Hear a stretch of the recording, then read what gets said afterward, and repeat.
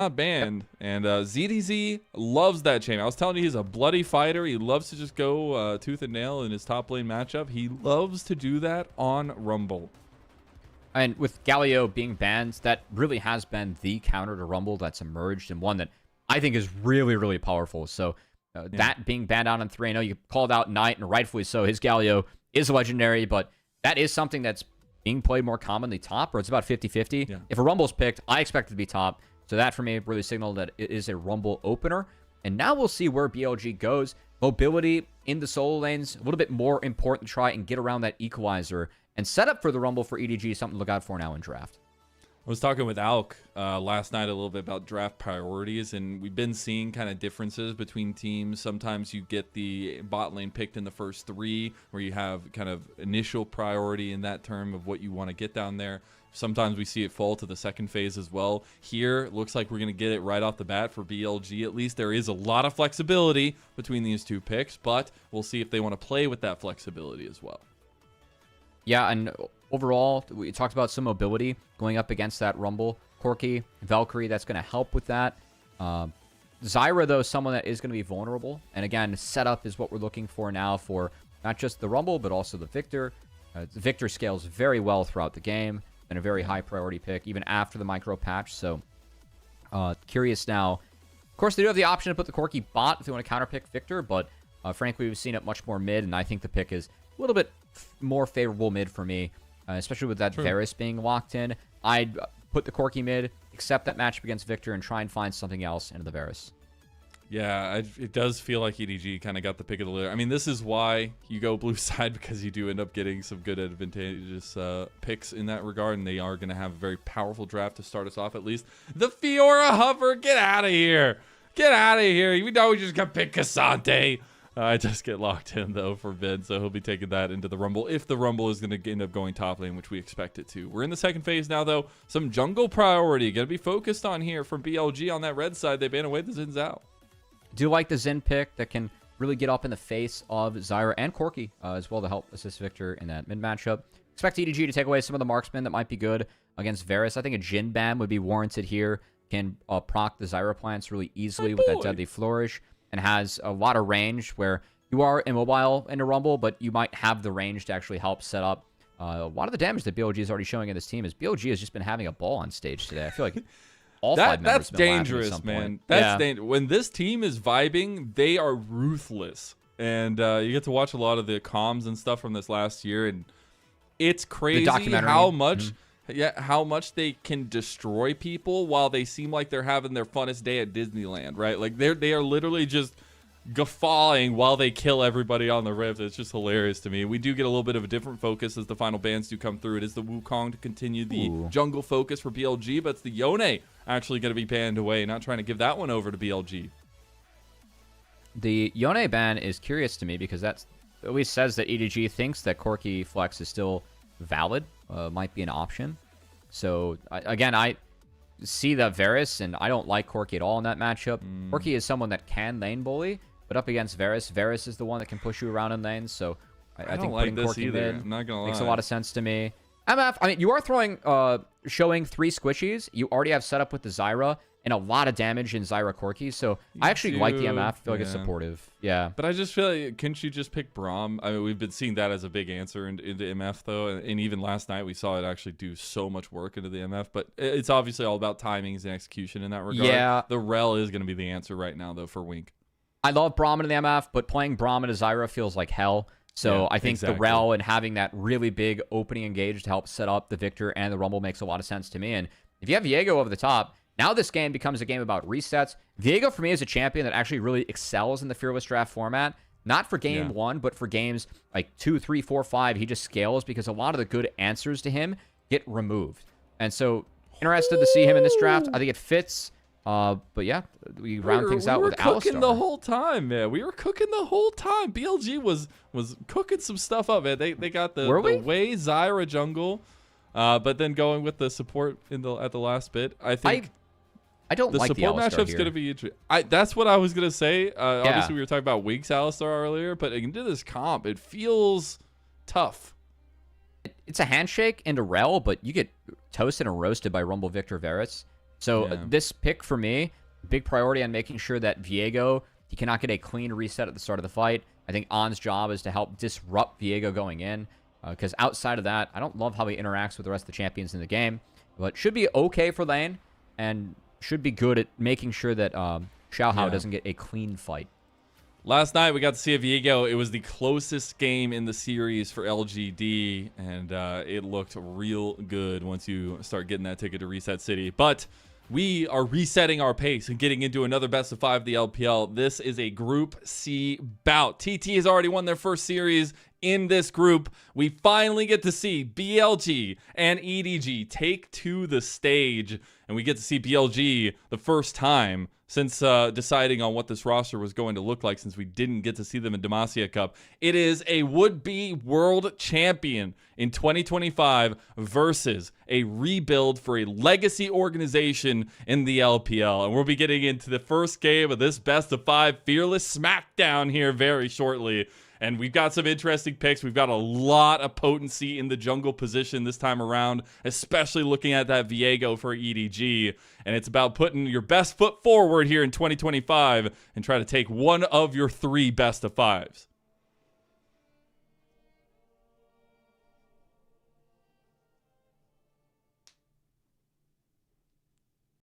I was wondering if we're going to get some gyos, but there we go. That's what I was waiting on. Let's go, crowd.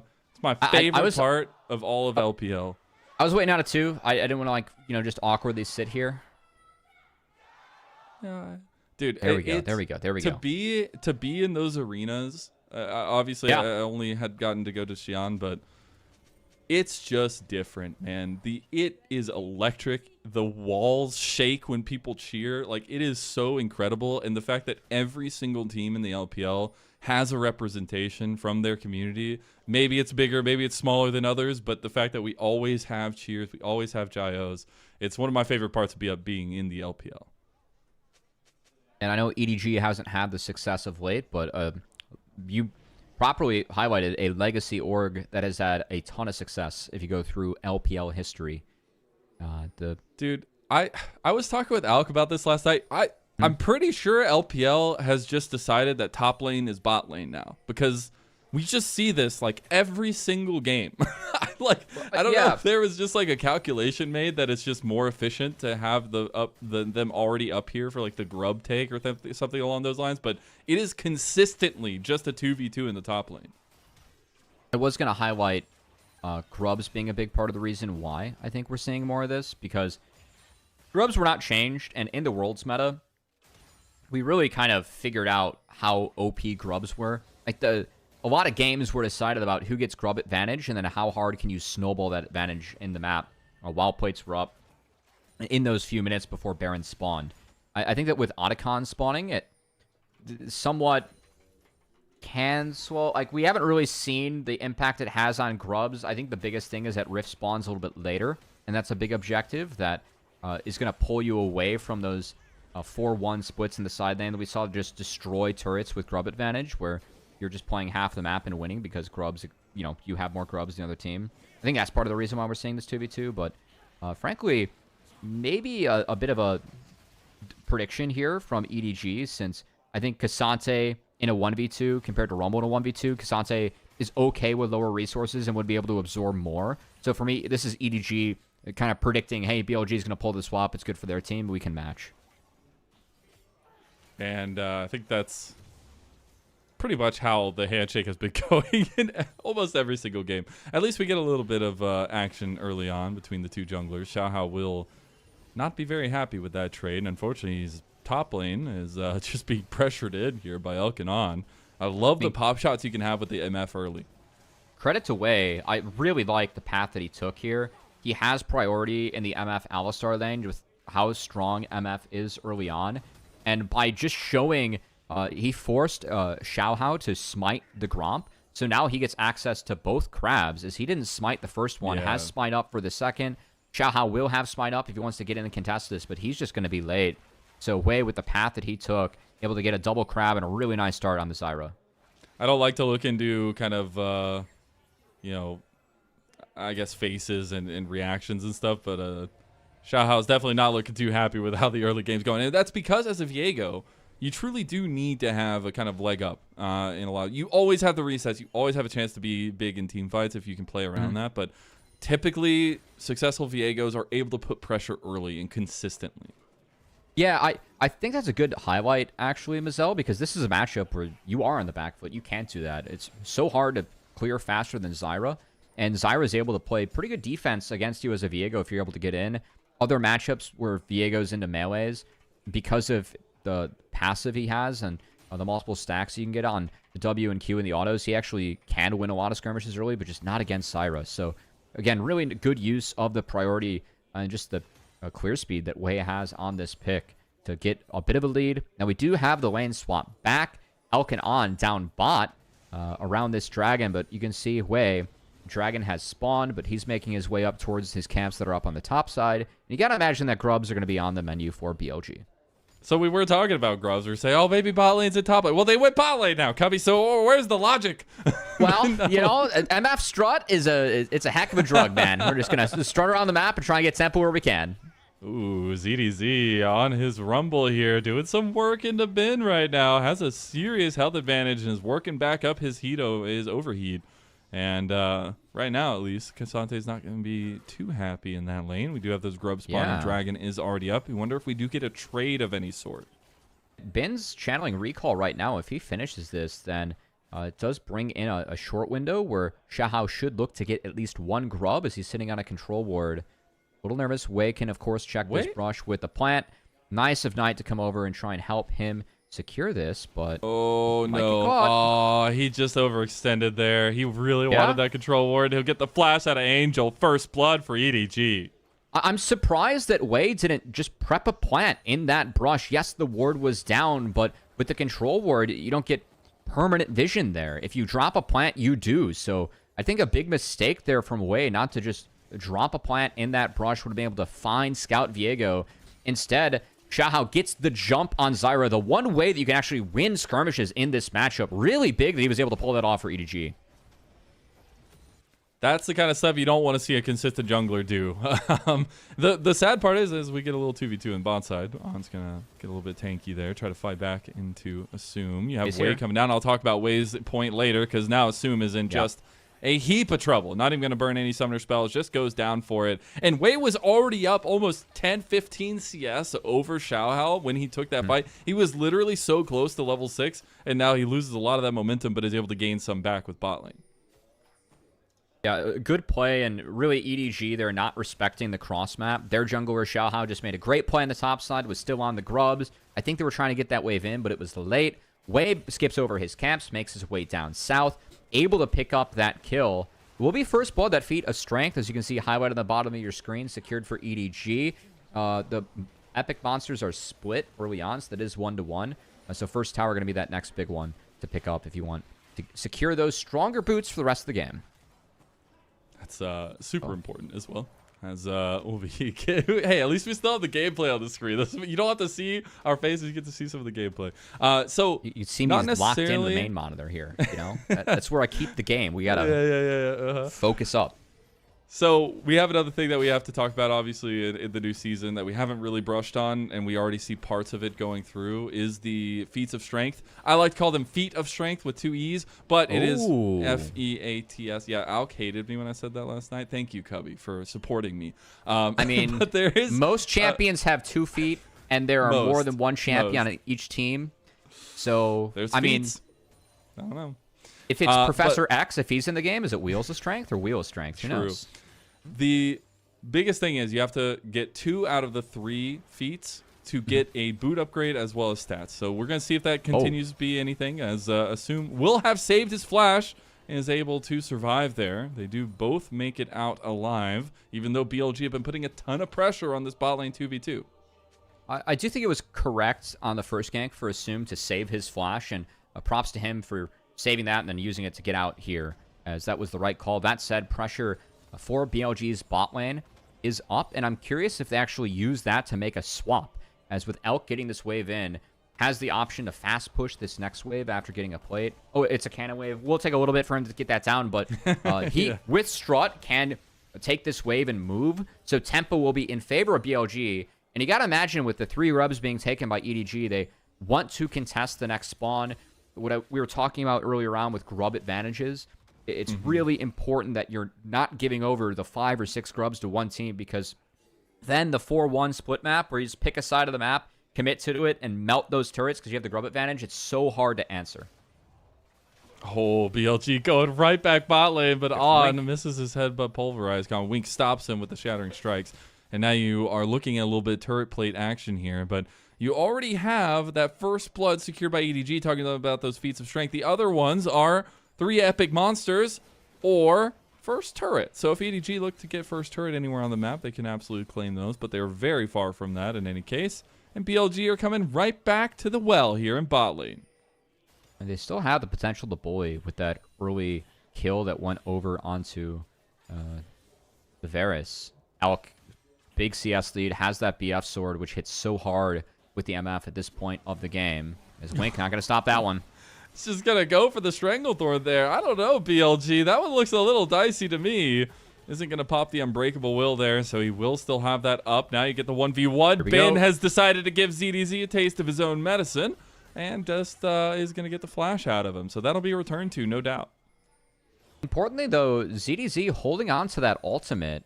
He has TP up. If he's able to get back into this lane with a TP, could be really big as Ben. He missed that 1 Q, so couldn't prep the Q3. ZDZ does have TP, and again, grubs have spawned, and a lot of big cooldowns burned by the top side of BLG. Wei has no ult, still has no flash. Ben no ult, will be TPing back, but ZDZ with the ult advantage. That's going to be bigger for the grub fight coming up. Oh, he TP's bot.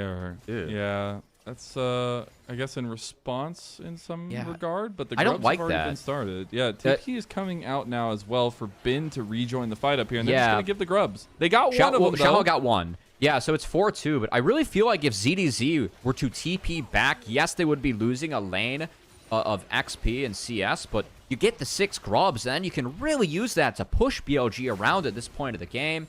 Instead, BLG able to at least pick up 2, so grub advantage will be in the hands of EDG, but not nearly as bad as it could have been if they sent ZDZ to that fight with the equalizer up. So I don't love that decision by EDG. I think that a grub advantage in this game would be really, really big for them. Yeah, and the other thing is they did have item spikes over BLG in that case. I mean, Kraken Slayer was already completed for Xiaohao, so there was had some double ult serious advantage potential topside.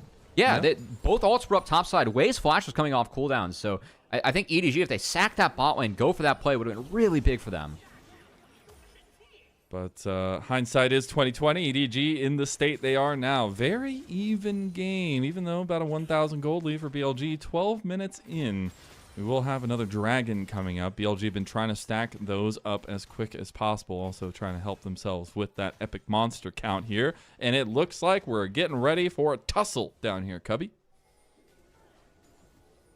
Yeah, at the moment, priority, Knight just cleared out that bot lane, which is going to help BLG get in. He's invisible, Elk! No! Oh, okay. Well, that sidestep was pretty clean. And Assum's going to want that one back for sure. Wait, not able to hit the grasping roots there, but we'll be turning right back to the dragon area, and EDG going to give that objective up. Yeah, I really like how Elk is playing this MF early with... Oh, hold on. Oh, he got him with the Magnet Storm. Oh, my God! How has Elk sidestepped every single skill shot, but he ends up dying anyways? Xiaohao's not going to go for the soul there because he is under turret, and EDG will strike again. Bit of a caster curse. What I was going to say is I love how Alex stepping up and using the BT, using the free boots with MF's passive. You get a lot of free movement speed to really pressure. And you can see him still using that movement speed well there, even when he did go down. But that wave wasn't the right one to step up on because Knight was hitting the dragon. So they really killed some of the tempo of that, because if he just lets that wave go, they would have been able to secure the dragon and move on from there. Instead, allows EDG to get in for the dragon, and they're looking to secure it. They are. BLG want to contest over it. Knight has an angle there. Headbutt pulverized misses again, and we have to question this Alistar pick as the dragon goes over to EDG. We have not seen the combos connecting for BLG thus far. Maybe the break at Demacia Cub with the rust coming into effect. We'll say Assum was able to get out of that with a flash, so it's not like it completely missed. It did have to be flash, but that is a cooldown. We'll see if they can punish later on. Still, dragon going over is big. And Elk, I mean, this is gutsy. Like, the sidestep on this is beautiful. You already got a major cooldown out. Look at where Knight's at. He's clearing out this bot lane. If Elk doesn't approach mid here, it's an easy rotation. The Dragon, where Knight has prio bot. Wei was starting it. Instead, Elk steps way too far forward, not respecting where his team is on the map, not respecting EDG, and he goes down. He even burned the cleanse there, but the slow is constant, so it doesn't really do much there. So unfortunate for him. Does start off with the BT, though, and maybe having a lot of healing factors for him to try to keep that survivability up at least. We'll be getting close to second items for the leading candidates here in this game, and more so looking at Xiaohao, who's been able to try to keep up with Wei. And on this Viego, that is super important because we said a big factor no matter what time or what place you are in the game if you can play around it. Well, I mean, Viego is off to a much better start than what I thought so far. Again, the fact that he has so much money. Yeah, he does. But the fact that this Viego is close to even with the Zyra, that is overachieving where it should be in this game, especially with that opening double crab that Wei had, some of the tempo he had just with Zyra's clear. Still, I think biggest cooldown and person to watch out from here, Wink on this rel. He is the one that has to make these big opening engages to really set up the equalizer, set up the resets coming out from Xiaohao. So for me, eyes on him in these team fights to see if he can set up his team for success. I love putting a little bit of pressure on Xiaohao's shoulders, though. I know we talked a little bit about him earlier. It hasn't necessarily been the brightest moments since his time on Anyone's Legend, but now ZDZ, his Anyone's Legend teammate from all the way back then, is not going to have any support on bot side and lose the turret. So that feat of strength will go over to BLG. Still a nice harpoon. I think that harpoon saved his life, as On did show on Vision. The slow made sure that On couldn't combo as the turret went down. Could have been at least a flash burn from ZDZ. So good awareness from the show. This is feats of strength. Yep. This is secured. So Rift Herald picked up by Xiaohao. First turret might have gone down, but this Rift Herald could be a turret and more if EDG plays it well as they rush towards the top side. That's huge. Atacon also going to be spawning in top side, and this is the big elephant in the room that we were talking about. About the new addition to League, but also one of the most dominant pieces to the game that we see now in the new season. And we'll see both teams kind of palling around up there as Wei uses his Stranglethorns on ZDZ. Now you got the ulti from Angel coming down. Xiaohao wants an angle here. He has a good Sante, though, guys. I don't know if there's going to be much available there. And it's all pressure on top side. As I will say, the track record of people getting the feat of strength is not great in terms of the win condition.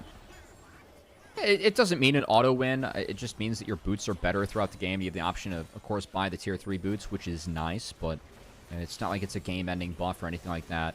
It doesn't nearly have the impact that we've seen Otacon have with those free GAs and the ability to just run in, get kills, trade yourself out, and die for minimal consequence. Only wins for you if you go 1 for 1 or even, 1 for 2. Who cares, right? If you're able to get those early resets in. That said, I think the bright spots here for BLG, their solo laners have been farming out really nicely, and we'll see if they can find the correct team fights. I do think, scaling-wise, Varus is going to have a tough time later on in this game. Should get outranged later on. And I do think that EDG as a team are going to get outscaled later on, too. Just with all the damage that Zyra can pack and what Cassante is able to do in fights later on, being a tank and being Cassante. So I do think that EDG is on a timer. So far, we've seen them have a really nice game. It's just, I want to see them really press their foot on the gas here for this upcoming Dragon Spawn and Otacon, because I think that this is the power window where they're going to be really strong. And that's where I was kind of setting up the conversation around Xiaohao, and the fact that I like that pressure on his shoulders, because this is a guy who, yes, again, hasn't had that big success since his time on Anyone's Legend, even that time on Weibo. But if you remember, like, he was the heart and soul of that Anyone's Legend team, and after they had won their first game, he cried, in the interview afterwards, and that kind of emotion, that kind of feeling means so much. And it's been a long time since then, obviously, 2.5, 3 years, but it's something that, this guy is so passionate about the position he's in, and he's got a lot of the hands to back it up, just needs a supporting cast around him that helps in that factor. So we'll see if that continues to be the case here as Elk playing with fire here. Can't dodge that skill shot, but you do have On to back it up. Magnet Storm coming in from Wink, though. Big bullet time, and that's going to be a clean up on Xiaohao, and I just caster cursed him to hell, apparently, as now 2 members of EDG are down. Dragon is up. Mid prio is up on the table here, but it looks like it's going to be the Dragon call for BLG. We saw Elk's pressure mid the first time around. It lost them the last Dragon. This time it nets them the Dragon as his movement. Yes, he burned both summoner spells, but he denied the reset from Xiaohao. They take down the Viego. Rel falls as well. Ends up being a free Dragon for BLG. Very well played by Elk in that skirmish. Oh, we got the flank going on here. You're out in the middle of the field. You think everything's fine. All of a sudden, a cow with 2 horns doesn't come over the wall. It runs away from you. Is that how this was supposed to go? Might be round 2. Were they worried? Like, was he? I guess he was worried that he had people with him. Oh, He's gonna try to buy some time here. Yeah. I mean, he's got the Chaos Storm. He's gonna be trying to cook Knight down, but Elk is gonna come clean up this kill. Elk already almost on 2 items. Wait, you got to kill Angel here, guys. Unfortunately, he hasn't gotten any support. Wink was on his way, gave up about halfway there, and just said, "Sorry, Angel, you're out of luck." And because the waves are so good, though, from BLG, they really don't lose anything. They just got mid in. It's a little bit late. And bot isn't even going to be pressured here by ZDZ because Bin had that wave up. So, again, BLG using the MF and using these timers very well. That's the one thing about MF. If you're a good MF player, you have to be a good MF team. Because the power she brings early with this Bloodthirster, the strut, the ability to rotate, you have to use your pressure well as a team. Outside of that 1 death from Elk, I really feel like BLG has been getting the most out of this MF pick from good play from Elk, which you can see here in this replay. Look at this reaction. We hold on to the cleanse. It's the counter from On, and then we save the cleanse flash for when Xiaohao goes in. That's really good discipline and knowledge from Elk on this champion to know that he can tank that up and save the double summoner spell usage for when he needs it to prevent the reset. Outstanding play from Elk. I always love watching this Elkanon pot lane. Just feels like a cultivated from BLG's greatness, I guess, in a lot of ways. But it's been a lot better. A lot better than the Elkin off bot lane too, gotta say. It's been them two as well as Shun over last year, who felt like the kind of homegrown talent-ish, air quotes, for the team. But it's been really cool to see Elk establish himself as one of the best ADCs in the league, but also in the world. I mean, our ADCs at Worlds 2024 were popping off, and that's the kind of stuff you love in the LPL with the tradition of ADC greatness. Now, we are on 2 items for majority members. We are getting ready for a potential fight over the Atacon, but we're starting to fight off early in the jungle as Chains of Corruption does get popped there onto On. You get a couple little damage pokes onto Bin, and there's not going to be much more, and things are stacking up against EDG here. This Cassante just takes 0 damage. The only damage that it can take is from the Varus, and really what's going to happen later on, I think it's going to be so tough for Varus to auto in these fights. This on-hit Varus, you're outranged by Zyra, outranged by Corki, who can also burst you down. The MFE is a terrible slow field to get through, and if you make any missteps, you're going to have Cassante and Alistar, CCing you and getting you out of the fight or taking you out of the fight by taking you down. So for me, if there's going to be any hopes from EDG, I know we're setting up Wink, these big engages to get the resets from Viego. As the game gets later on, the scaling kicks in for BLG. You need the Varus to be able to auto-attack to get through some of these big tanks. And at the moment, there haven't been the fights that we've seen where Assum is able to do this. So something to look out for later on as well. I do like that Assum is going for the on-hit, at least into this comp as well. I mean, I feel like you kind of have to, but trying to get as much consistent damage into these tanky frontliners is going to be super huge. I mean, just talking about Atacon a little bit, love how hesitant our teams are because of how much damage that that objective can do. And you see just a lot of hesitancy around starting it because it does so much damage that you have easy responses from teams. So typically you want the enemy team to start it up first. Oh, looks like we have, I do want to pause, Rumble built one of the few new items that we have in the game here. I do not know the name of this one, but I do know that as you do damage, you shred MR. So that is quite good on Rumble. Also gives you some tanky stats, I believe. I think, is it Bloodletters? Yes. Something like that. Anyways, we're getting started. I'm gonna go use my second monitor to find it. Perfect. I do think there is obviously an important setup. Yeah, I was right. Looking back. Yeah, it reduces their magic resist by 5% for 6 seconds up to 30%. And gives you some health too. So similar build path to what we see. It includes a Haunting guys. It does bring some ability haste. Overall, a good item. I know it's being used and abused by Cassiopeia quite a bit right now because that tick damage is real nice. Good to see Rumble using it as well, as we haven't seen this item quite a bit in the new season, but against the tanks of Cassandra and Alistar, I think very warranted this time around. The Jack Show, Koenig, Rookern. That's a hell of a combo. We need a void stat on top of this too. Yeah. You need more. Bring more, please. But there is the Baron coming up. Atacon is also there. Imagine having those two massive game-altering objectives right next to each other. And Dragon is up on the other side of the map. But who cares about Dragon anymore, right? It's like the last person you think of now on the Rift. Well, see, Ben could just solo it now. Because nobody cares. I mean, it might take a while, so he's going to call over his friend Elk to help out, to get mid-push. We did see Elk. Just two-man it. Yeah. Wow. Oh, easy with the MF at this point of the game. We did see Elk. Oh, hold on. Engage. Oh, there's Good the engage. Magnet Storm. Oh, my goodness. The three-man knock up there. Assum is actually getting in some work on, and ZDZ has found the backline. Angel's trying to survive with the Chaos Storm. The Chaos Storm works, and the Chaos Storm grows. As now ZDZ is all alone in the middle of all of BLG, and Ben is just going to run him down. As Assum gets flashed on by Elk, and there's another couple quick kills, and straight to the pings of Baron for BLG.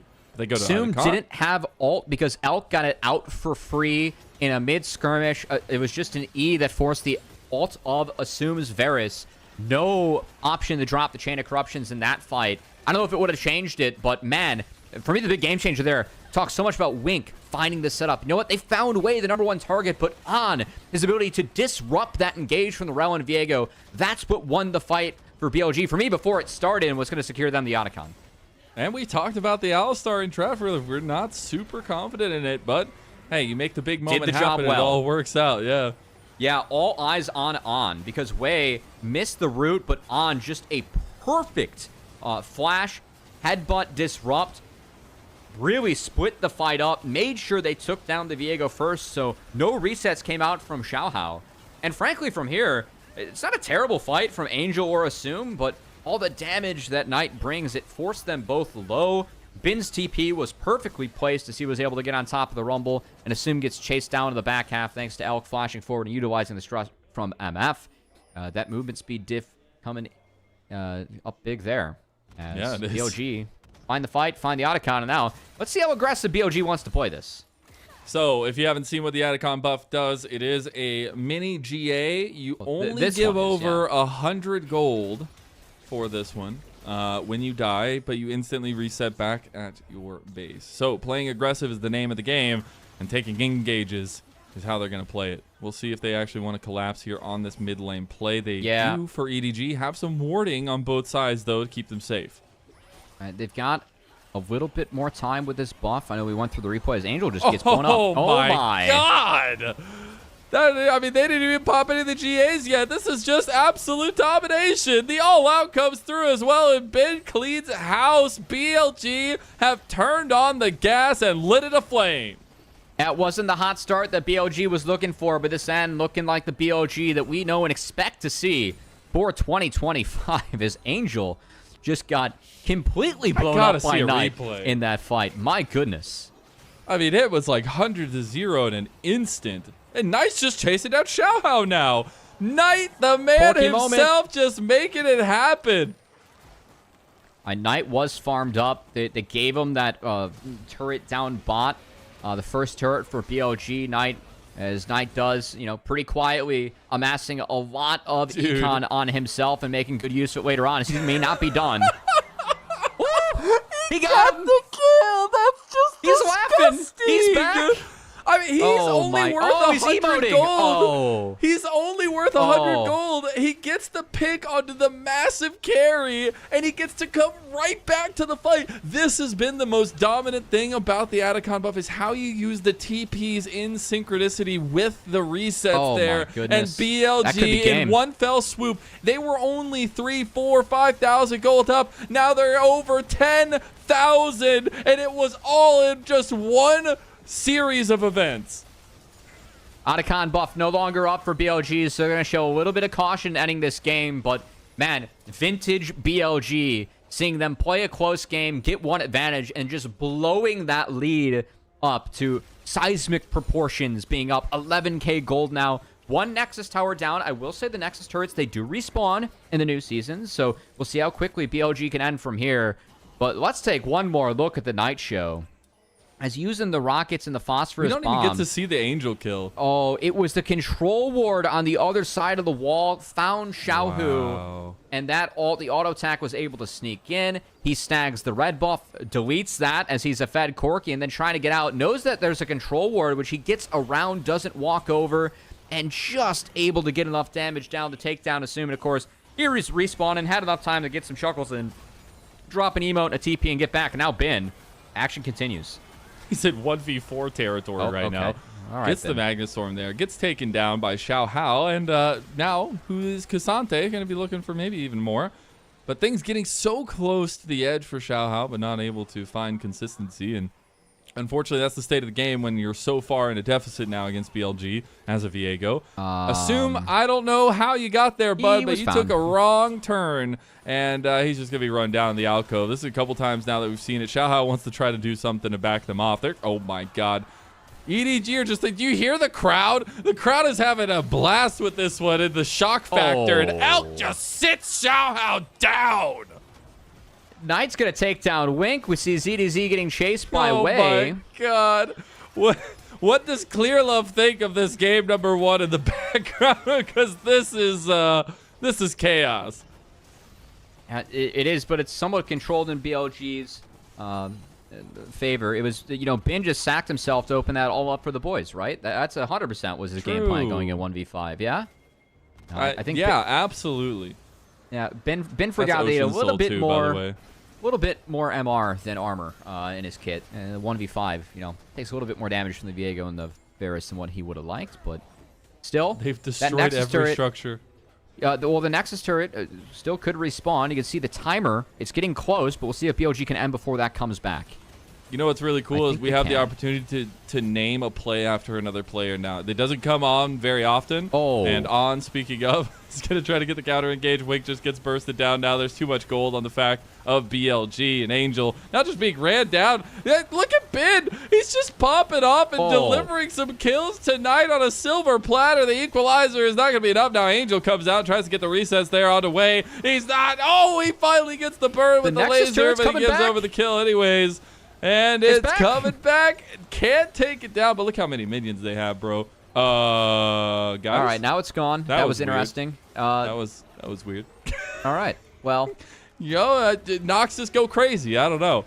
But what a dominant victory from BLG. Obviously, it was a little bit of a slow start for them. Some things not going right for them. But in the end, they are absolutely dominating. And the fact that we had just an uptick of kind of map control that led to a 10,000 gold lead in just a span of a few short minutes. I mean, that's the epitome of what BLG can do. Yeah, I don't know, man. It's crazy how good this team is. And for me, some of the greatest strengths about BLG, it was their team fighting, but it was also their ability to quickly wrap up games. I know that wasn't the cleanest, but once they got a hold of that Otacon buff, there was no question about who was going to win that game or not. It was always BLG that was in control. And the feat of strength doesn't work. Yeah, I mean, fun to see Knight do some ridiculous things there on the Corki too. Wow. I mean, wow. He's insane. I mean, there was a reason why we hyped him so much going into this year. Not only is he on the edge of greatness and potentially doing something that nobody in the LPL has ever done, but we get to see some incredible performances along that journey. Now, we're going to be taking a look a little bit at the stats of the game here in just a little bit, as well as some highlights and things. But that game felt okay, I would say, for EDG. They were playing around their early game factors and trying to find things on the map, and the contesting of a lot of the objectives as well was really nice. But then things started kind of break apart in a lot of those crucial moments, and unfortunately Xiaohao getting caught a couple times as well, trying to get Elk and unfortunately not coming up with him. Yeah, I also gotta say, like, big shout out to On in this game. I thought that his disruption on the Alistar was fantastic. This MVP's probably gonna go tonight. But On, for me, was the big difference maker. And returning to what you were talking about, Wink was the person that we were setting up to really, be a difference maker. We like Wink a lot. His Alistar is very impressive. He was a good support for EDG. But On, who did not have the conclusion that he would have wanted to his 2024 season, starts his 2025 season out hot on the Alistar, doing his job and more in that game. Made up for the Rumble. You've made up for the Rumble, man. That's all that matters. I'm not counting a 1v1 as a start to the 2025 season. That's for sure. That's for sure. You don't think so? I mean, hey, it was a game played.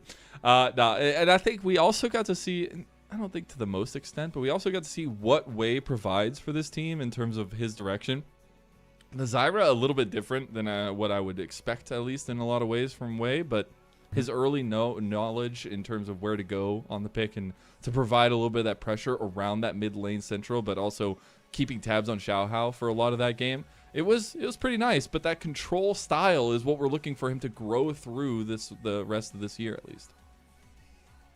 Yeah, and I know that, like, I'm just curious to see how the new season affects the styles that we know these teams to have in the past, because in one sense, I don't think that the season has changed a ton in terms of what people are doing, but I also think that a lot of teams are just defaulting to what worked in the last season and have yet to figure out or explore what could work in the next one. And that's what I'm really interested to see, how teams take that and implement it into their own style they have for playing the game, or if it's something gets figured out strategically that impacts the global style and meta that we see on the Rift. True. I don't think we've seen a lot of exploration yet. We've yet to see a lot of uniqueness with this new season, but yeah, that's something where I feel like it's still very undiscovered. And the fact that these players are just playing on live patch, they're just trying to play what they think and know can work. So yeah, we're gonna start the highlight reel with some better plays from EDG. This was the first blood there, but then you have plays like this. Now you get gamed by Elk. Again, just Elk, the guts to hold the cleanse flash until that moment where he got out of the Viego reset. That's next level from Elk, man. I think 95% of ADs, they get caught out of fog and they pop it immediately, but he had the guts to know that the rest of EDG wasn't there. He had help coming in, and from there, really saw BLG take off. And in this fight, Knight, yes, he goes down, but he puts down so much damage, forces both carries out of the fight.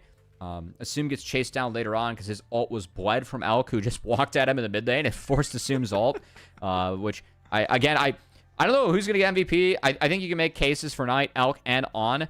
Personally, I'd probably give it to Knight for his play with Otacon at the end. Replay we wanted, by the way. Yeah. We were wondering how Angel died. It literally is just absolute 100 to 0. Yeah, I don't know why he was there exactly, but, I also don't know why Assum's here. But for EDG, there were okay moments before things got ugly. And hopefully they can take that with them and go from there.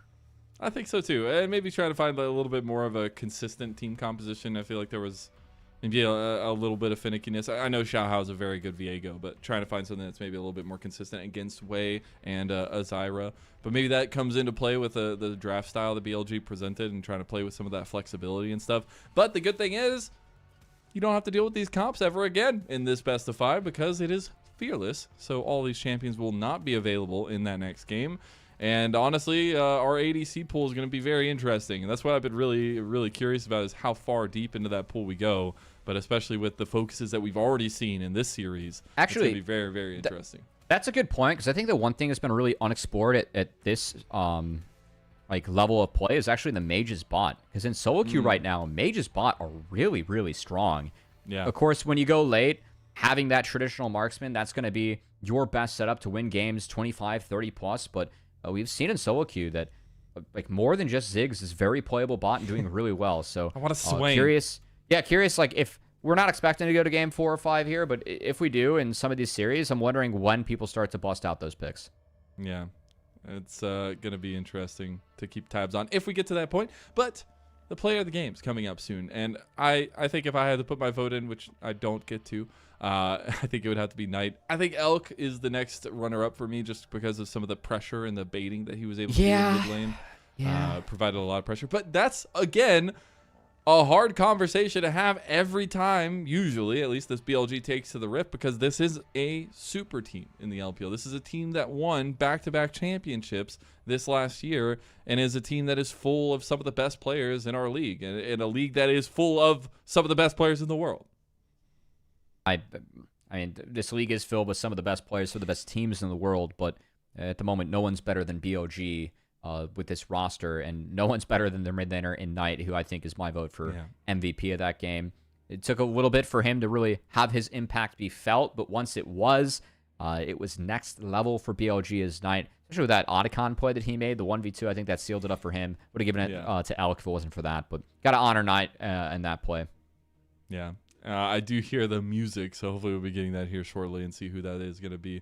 We do have it ready to go. I love the MVP music, by the way. It's so great. It's so uplifting. And so is watching Knight play video games, especially League of Legends, as he goes 9-1-5 in his first game of 2025, and he gets MVP.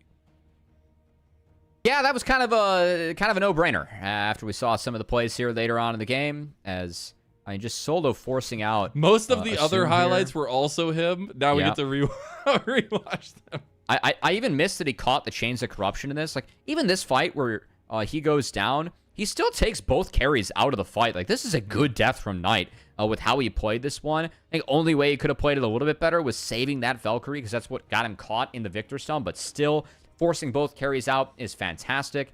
And then another fight where he eats the Chain of Corruptions and it just doesn't matter. And, of course, makes a ridiculous play later on in the back half. Knight just a little bit too good. Yeah, here we go. Absolutely is. Yeah, there's the play.